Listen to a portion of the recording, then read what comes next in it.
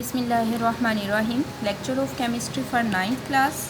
Topic जो हम discuss कर रहे हैं वो है आइसोटोप्स, और आज हम पढ़ेंगे यूजेस ऑफ आइसोटोप्स यानी आइसोटोप्स के इस्तेमालात। तो आइसोटोप्स क्या होते हैं? तो आइसोटोप्स हमारे पास किसी एलिमेंट के एटम्स हैं जिनका एटॉमिक नंबर तो एक जैसा होता है लेकिन मैस नंबर डिफरेंट होता है। तो आज हम देखेंगे आइसोटोप्स के यूजेस। तो सबसे पहले हम बात करते हैं रेडियोथेरेपी की, यानी कैंसर के इलाज में।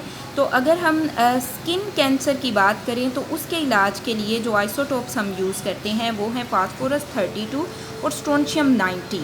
अब फास्फोरस 32 और स्ट्रोंशियम 90 क्यों यूज़ किए जाते हैं स्किन कैंसर के लिए? क्योंकि ये बीटा रेडिएशन इमिट करते हैं, और बीटा रेडिएशन जो हैं वो ज़्यादा पेनिट्रेटिंग पावर नहीं रखती, ठीक है, जिसकी वजह से फास्फोरस 32 और स्ट्रोंशियम 90 यूज़ किए जाते हैं स्किन कैंसर के इलाज के लिए। लेकिन अगर कैंसर जो है वो जिस्म के अंदर मौजूद हो तो उसके लिए कोबाल्ट 60 जो है उसको यूज़ किया जाता है, क्योंकि उससे गैमा रेडिएशन इमिट होती हैं, और गैमा रेडिएशन जो हैं उनकी पेनिट्रेशन पावर बहुत ज़्यादा होती है।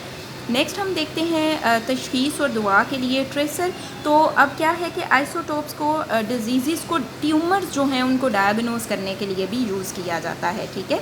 ट्यूमर्स जो हैं उनको डायग्नोस करने के लिए भी आइसोटोप्स जो हैं उनको यूज़ किया जाता है। फॉर एग्ज़ाम्पल अगर हम बात करें तो थायराइड ग्लैंड में गॉइटर की तशख़ीस के लिए आयोडीन 131 के आइसोटोप्स इस्तेमाल किए जाते हैं, ठीक है। गॉइटर की थायराइड ग्लैंड में गॉइटर की तशख़ीस के लिए क्या किया जाता है? आयोडीन 131 के आइसोटोप्स इस्तेमाल किए जाते हैं। और इसी तरह से अगर हड्डी जो है उसकी नशोनुमा का मुआयना करने के लिए जो आइसोटोप यूज़ किया जाता है वो है टेक्नीशियम। नेक्स्ट हमारे पास है जी असारियाती और अर्जियाती इस्तेमाल। अब ये क्या है कि जो पुराने इज्साम हैं, ठीक है, उनकी उम्र मालूम करने के लिए भी क्या किया जाता है? रेडियो एक्टिव आइसोटोप्स इस्तेमाल किए जाते हैं। किस बेस पे?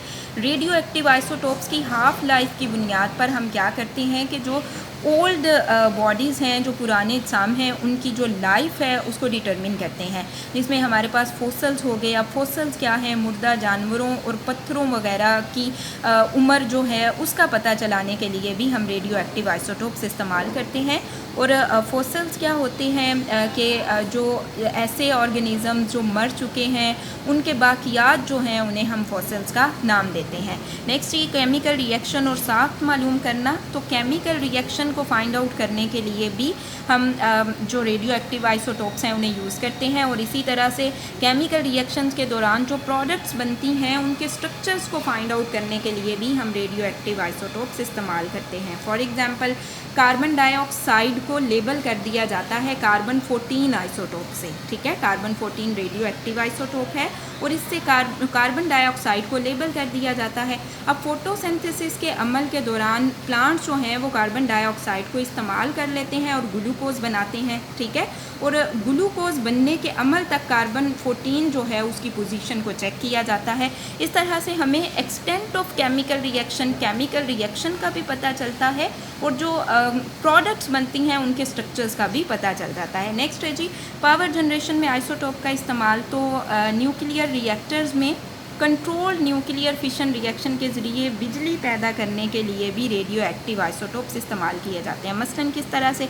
ये आपके पास यूरेनियम का आइसोटोप है, यूरेनियम 235, ठीक है। जब इस पे न्यूट्रॉन की बम्बार्डमेंट की जाती है तो क्या होता है कि ये ब्रेक हो जाता है। बेरियम और क्रिप्टोन में साथ 3 न्यूट्रॉन रिलीज़ होते हैं और साथ ही साथ बहुत ज़्यादा एनर्जी रिलीज़ होती है। अब यहाँ पे जो एनर्जी रिलीज़ हुई है उसको बॉयलर में मौजूद वाटर को स्टीम में कन्वर्ट करने के लिए इस्तेमाल कर लिया जाता है। अब क्या है कि स्टीम से टरबाइन्स घुमाए जाते हैं और उससे क्या किया जाता है? इलेक्ट्रिसिटी पैदा की जाती है, ठीक है। और किसी कौम की तरक्की के लिए तवानाई का ये पुरअमन इस्तेमाल है, ठीक है। तो इसका कोई नुकसान नहीं है अगर हम इस तरह से इलेक्ट्रिसिटी जो है उसको जनरेट करेंगे। अब यहाँ से आपको जो क्वेश्चन आएंगे वो आप नोट करें। क्वेश्चन नंबर 1 है रेडियोथेरेपी में आइसोटोप्स के इस्तेमालात लिखें। तो यहाँ से यहाँ तक आपके पास रेडियोथेरेपी में आइसोटोप्स के इस्तेमालात हैं। क्वेश्चन नंबर 2 है कार्बन डेटिंग से क्या मुराद है? तो यहाँ से यहाँ तक आपके पास कार्बन डेटिंग है। नेक्स्ट आपके पास है क्वेश्चन नंबर 3, पावर जनरेशन में आइसोटोप्स का इस्तेमाल तहरीर करें।